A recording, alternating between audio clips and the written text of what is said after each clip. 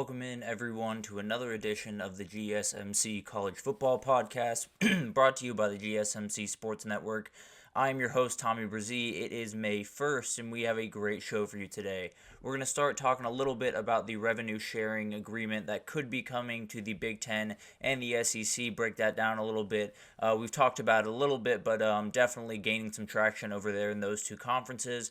Then we'll talk about UAB football, They joined a Players Association, so the very first college football team to join a Players Association. Kind of want to break down what that means and what the future of that might look like. And then we'll get a little bit of a transfer portal update in there for you. The portal just closed for everyone that is not a graduate transfer. They still have until, I believe, at midnight tonight to join, but it is closed for everyone else, so I want to break down who all is in as of right now and where some of the guys are leaning, and then we'll finish it off with a Spotlight Wednesday, and we'll talk about the Nebraska Cornhuskers. A ton going into this season. Dylan Raiola obviously coming over is a huge deal over there, and he had a great day on Saturday in their spring game, so we'll break down everything around the Cornhuskers. But before we jump in, I do want to remind you all, we get tons of questions and comments throughout the show, and the best way for you all to get your question on the screen, your comment on the screen, we can have a fun back and forth here, is to use the tip and donation link at the bottom of your screen, GSMCPodcast.net.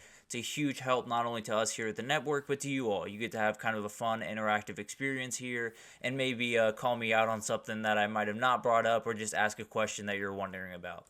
But let's jump right in, and let's talk about this revenue sharing agreement that could be coming to the SEC and the Big Ten fairly soon. We've talked about kind of what the future looks like for player compensation a lot on this show, and there's a number of different ideas thrown out there, right?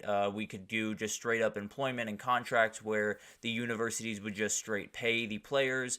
You could stick with the NIL model where kids can only benefit off endorsement deals and that type of thing.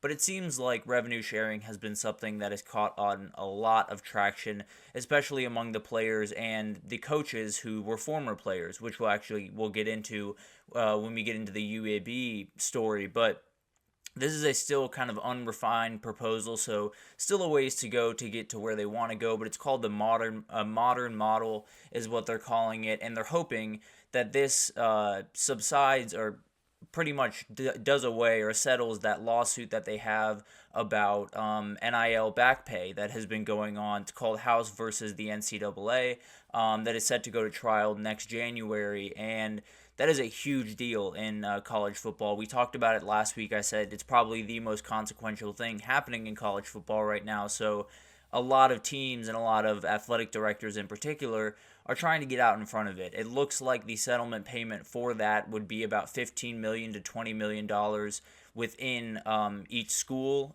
to go around to, I believe it's 7,000 former players that they believe deserve to be paid in this settlement, and that's a lot of money for a lot of these schools. These athletic directors don't necessarily have that sitting around. Some do, don't get me wrong, but not necessarily the vast majority of schools. I can't remember what the exact number was.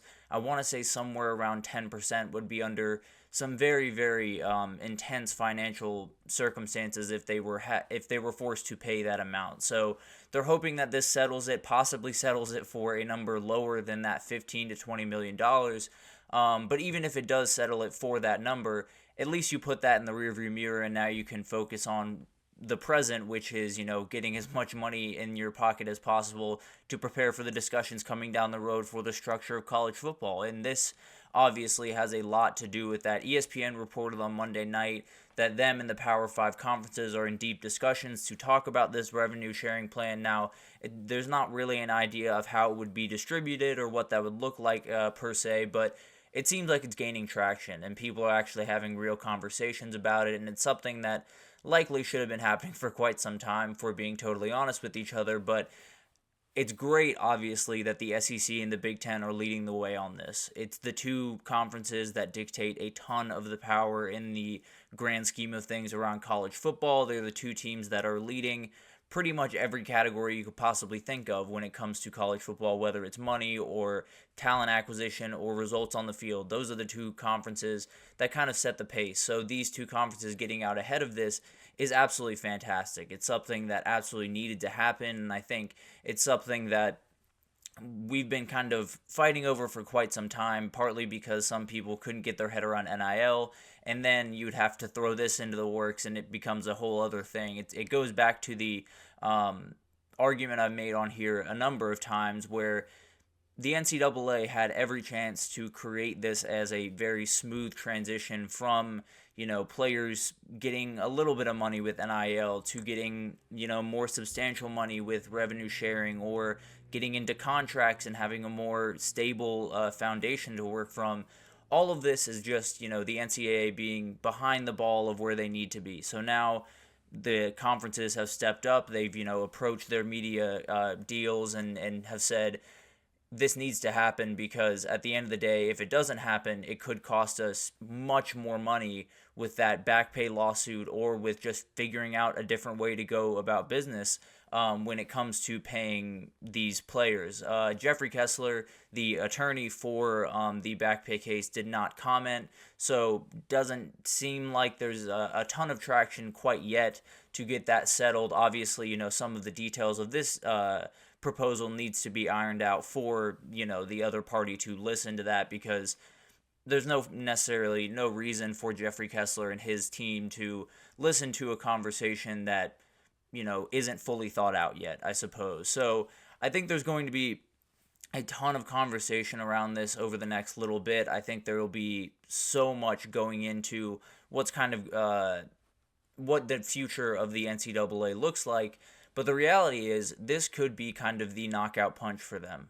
We've talked about it for a long time. The NCAA has kind of been hanging on for by a thread for just a remarkable amount of time, whether it's, with NIL or with the transfer portal, or just with, the respect they have around college football in particular, but just college sports overall. I think it's been waning a lot in recent years. And one of the interesting things is, if you get this new way of things, and if you settle that suit, there's a reality where the NCAA, in the antitrust case, the damages could be tripled in that case if this does not, get fully resolved the way that the NCAA is very much hoping that they do. And if the case goes to jury and the NCAA loses, which Jeffrey Kessler and that group have said time and again, they feel incredibly confident that if it does go to trial, they will win. So that's not necessarily the best news for the NCAA. But if that were to happen, essentially the NCAA would be on the hook for about $4.2 billion in some form or another, in terms of NIL back pay, in terms of different things that go into this suit. So that's a crazy amount of money. Essentially, no matter how well you're doing financially, that's a crazy amount of money, and it's something that apparently 7,000 current and former athletes would be entitled to payment, whether that's, from appearing on former video games and things of that nature. There's plenty of things that go into this, but point blank, if the NCAA has to pay $4.2 billion to these former athletes or to whomever, they're dead. A quote from Matt Whitner, one of the a sports law attorney that CBS Sports talked to. He said, "This is the case that could end the NCAA." So it feels like, excuse me, it does feel like there's a lot of things happening around the NCAA, and it feels like all of this has kind of been chipping away at a tree, right? You have to take a number of whacks for it to start to fall down.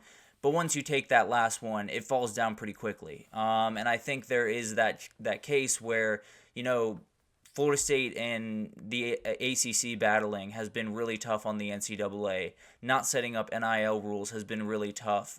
Transfer portal struggles has been insanely tough. Tons of teams moving around and kids moving around and fans being mad and coaches being mad. All of this has been chipping away at the NCAA. But they needed a big thing to take them down, and it sounds like that last swing is starting to come with this new deal. And if it's $4.2 billion, the NCAA is pretty much cooked and pretty much has to be in damage control, I guess. I don't even know what the future would look like for the NCAA, but I know for a fact it would have very, very little to do with college football, because college football right now is in a position where the most powerful people in the room are Greg Sankey and Tony Petitti, are the guys that are controlling the biggest conferences in the country. So the NCAA essentially will not have any leg to stand on, especially if they lose that financial foothold that they have over some of these other conferences. So the NCAA is in trouble. It looks like that this could be the official knockout punch. Now, how quickly that's going to happen, I'm not necessarily sure. And what we see on the other side of that, I think, is the bigger question here. What is the governing body? Are the rules in place? Are they fair? Do they make sense for the players and for the teams? And also, are they the same across the board? I've talked about this a little bit, but having different conferences is a fantastic thing if you're talking about the play on the field, right? You love to see different styles. You'd love to see regional matchups, although that's kind of slowly going out the window as we get further and further down the road of conference realignment. But at the end of the day, having different conferences that have totally different interests creates problems. It creates rules that are not uniform across the board. It creates some transfer portal confusion with SEC players not being able to transfer to SEC schools, but only at certain times of the year. So there's a lot of confusion that goes on just because we have five, or technically four really at this point, four different bodies that are working pretty much not in tandem, but totally unilaterally for what their best interests are. So it creates this issue that I think could only be 10 times worse if we get into a world where we're paying athletes with contracts and we're doing this type of thing. Those rules almost have to be uniform, because if they're not uniform, then it's going to be an arms race for who has the most lenient rules around contracts and around NIL and around the transfer portal, because that's what players want, right? The players want that extra power, and unless you come to a consensus of what this transfer portal is going to look like, what the payment for these players is going to look like, whether that's through revenue sharing and contracts for multiple years, or that's a one year type deal and you keep the transfer portal going the way that it has been, it doesn't necessarily matter. It just has to be unison across college football, or at least across the major conferences. We talked about the Group of Five playoff a little bit, I believe last week, maybe on Monday. I cannot remember. It all kind of blends together. But regardless, the Power Five is its own thing, and it should be its own thing, and we've talked about that a number of times. And they have to be working in unison. If they're working where the SEC and the Big Ten are at least kind of on the same page, and then the Big 12 and the ACC are kind of on the same page, or maybe the Pac-12, whoever knows what happens with the ACC. I'm still wildly confused on what's going on there. There was a new development there we'll get to tomorrow. But point is, all of these conferences just have to work in unison going forward. If you want the sport to be the best version of itself, if you want the sport to remain, some of what we love about the sport, these four conferences just have to move in tandem. They have to move in unison. And if they don't, it creates more turmoil. Oh my gosh. It creates more problems. It creates a lot more pressure on these conferences, and probably a lot more division between them. So this is obviously a great thing when you bring in revenue sharing to college football. I think it's something that a lot of people have been in favor for quite some time, to be totally honest with you, and it's taken quite a while to get here. But the reality is, this does create some hurdles that have to be, leaped over, whether it comes to setting up the contracts the right way, and making sure that they are maybe multi-year, and stuff like that.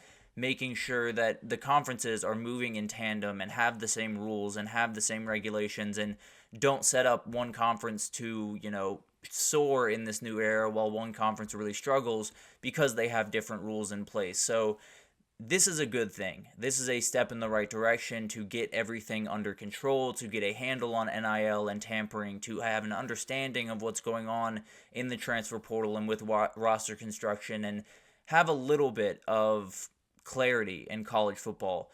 But there are things that have to be overcome to get to that point where there is clarity across the board. Because it'd be great to know what's going on in the SEC and the Big Ten, but if the ACC and the Big 12 don't follow suit, then you have a reality where the SEC and the Big Ten probably break off from the other two and create even more division. So that's obviously not what we want, but this is a step in the right direction. Hopefully the ACC and the Big 12 can get in the room with these two conferences and kind of figure out what the next steps are, because if they're not all moving in tandem, it could be an interesting couple of years. I'll put it that way. But we'll see what happens there. We'll unpack that as it happens, and hopefully some other conferences can come into this conversation. But one of the teams have come into this conversation. UAB has joined a players association that I want to get to right after this. We'll talk about kind of the impact of that and what some other teams might do. Is this kind of a door opening moment for a lot of these teams, or is this just kind of a blip on something that might not define the future? But we'll get into all that right after this, so stick with us.